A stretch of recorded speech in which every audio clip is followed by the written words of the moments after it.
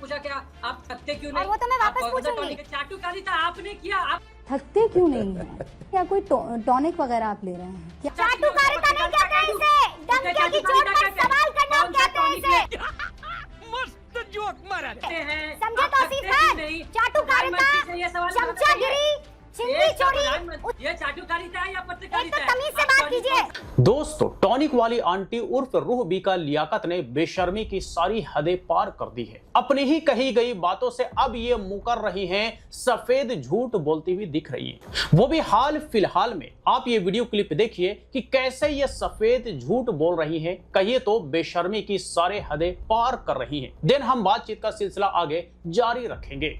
सवाल मेरा ये है कि अगर आपको मुखालिफत करनी है कीजिए, अगर आपको किसी का समर्थन करना है कीजिए, लेकिन जब आप दोनों करने का मूड और मन बना चुके हैं तो अपने आप को क्लीन भी तो रखिए ना, ईमानदारी से करिए।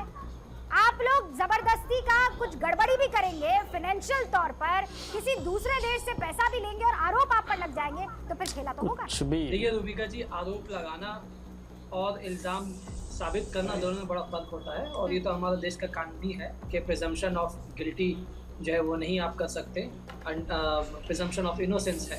आपने कहा कि भाई अगर हम एक तरफा रिपोर्टिंग करते तो आप मेरे चैनल पे मत आइए, तो उन्होंने कहा हम नहीं आएंगे, आप एक तरफा रिपोर्टिंग करते हैं, यही वजह है कि वो नहीं आते। तो आप खुद ही सवाल करते हैं। एक तरफा रिपोर्टिंग क्या होता है?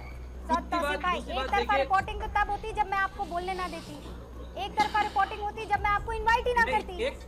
एक तरफा रिपोर्टिंग यहाँ पे तब हो रही है जब सरकार के प्रोपेगेंडे को, सरकार के नैरेटिव को चलाया जा रहा है।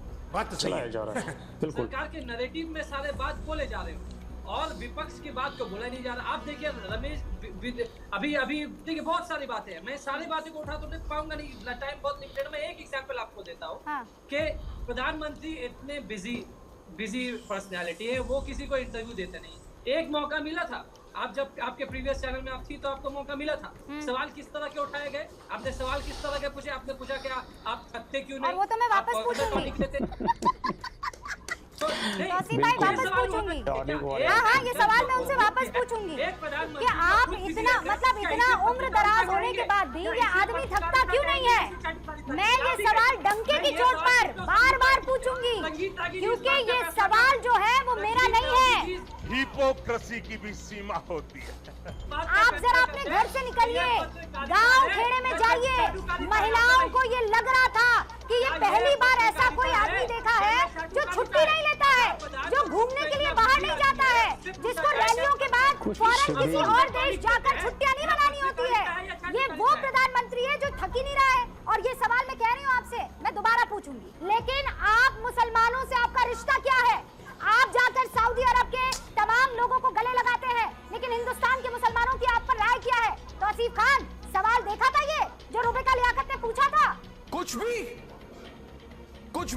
या कौन सा है तौसीफ खान को प्रोपेगेंडा आप चलाते हैं, और मैं नहीं जानती किससे पैसा लेकर चलाते हैं आप लोग। चाटुकारिता आपने किया। चाटुकारिता नहीं कहते हैं इसे, डंके की चोट पर सवाल करना कहते हैं इसे। समझे तौसीफ खान? चाटुकारिता, चमचागिरी, चिंदी चोरी उसे कहते हैं जो दूसरे मुल्क से पैसा लेकर अपने देश के खिलाफ प्रोपेगेंडा करे, अपने देश की सरकार को नीचा दिखाए, अपने देश के प्रधानमंत्री वो सबके प्रधानमंत्री है, आपके भी प्रधानमंत्री है, और तमीज के दायरे में रहकर प्रधानमंत्री के लिए अपनी बात रखिएगा। वो देश के प्रधानमंत्री है, समझे आप? कहीं और किसी मुल्क के नहीं। आप भी हिंदुस्तान के बाशिंदे हैं, भले ही आपने वोट नहीं किया, लेकिन कुर्सी की इज्जत करेंगे आप नहीं। हाँ भाई हाँ, तय करेंगे आप, नहीं तय करेंगे, याद रखिएगा। ये चाटुकारिता है या पत्रकारिता? एक तो तमीज से बात कीजिए।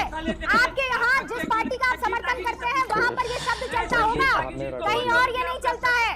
तमीज के दायरे में रहकर तौसीफ खान बात करना सीखिए आप, समझे? तो आइए ना, रेट डालिए ना, कहिए ना आपके यहाँ पर अगर हम कुछ पैसा लेकर काम कर रहे हैं तो बुलाइए ना। मैं खुला चैलेंज देती हूँ, मैं खुला चैलेंज देती हूँ।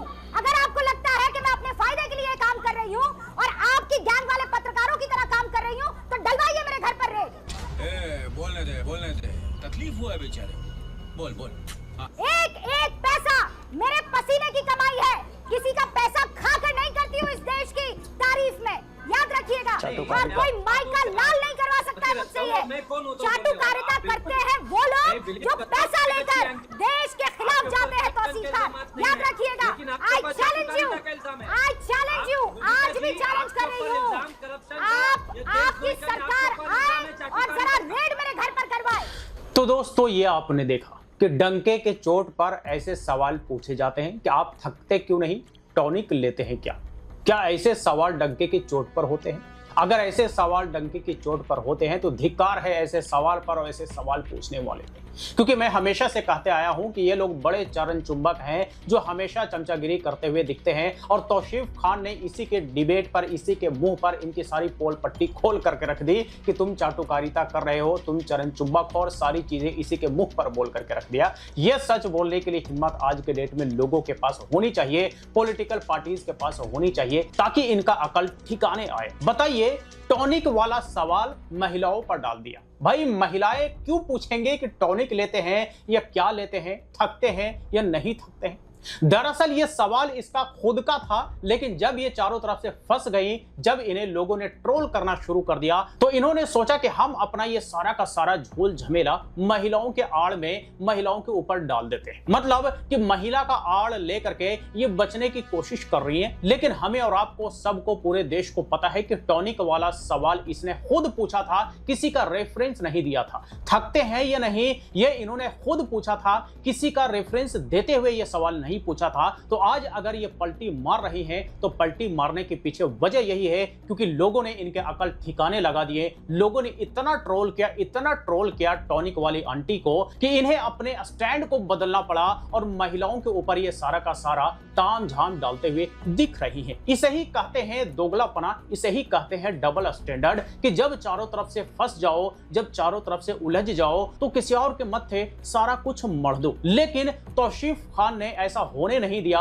और पकड़ के इनकी बखिया उधेड़ करके रख दी। इन्हीं के डिबेट में इसकी ऐसी की तैसी करके रख दी, जिसके बाद से इनकी बौखलाहट आपने यहां पर देखा, चीख चिल्लाहट आपने यहां पर देखा। जाहिर सी बात है, सच इन्हें हजम होता नहीं, सच ये सुन करके इसी तरह से बौखला जाती है। चाटुकार पत्रकार कौन है, चरण चुंबक कौन है, चरण वंदना कौन करते हैं, ये पूरे देश को पता है। रूबिका लियाकत को बताने की जरूरत नहीं है, बल्कि रूबिका लियाकत खुद बड़ी चरण चुंबक है, खुद बड़ी गोदी मीडिया के गोदी एंकर है, खुद चाटुकारिता करने वाली बड़ी चरण चुंबक है। तो इसके लिए कुछ कहने की जरूरत नहीं है, पूरे देश को पता है कि कौन असल मायने में चरण चुंबक है, कौन चाटुकारिता कर रहा है। और हम तो कहते हैं कि हर एक विपक्षी दल के नेताओं को और प्रवक्ताओं को इन्हें इसी तरह से आईना दिखाना चाहिए, ताकि इनकी असली औकात इन्हें पता चले, इनकी हैसियत क्या है, ये पूरे देश और पूरी दुनिया के सामने पता चले। तो चलिए, आज तक के लिए इतना ही। इस टॉनिक वाली आंटी के लिए दो शब्द प्यारे प्यारे जरूर बनते हैं, आप हमें कमेंट बॉक्स में लिख करके जरूर बताएं। फिर मुलाकात होती है किसी नए वीडियो के साथ, तब तक के लिए बाय बाय। मेरा ये चैनल सब्सक्राइब करें और मेरे हर अपडेट आपको मिले, इसके लिए बेल आइकन जरूर दबाइएगा।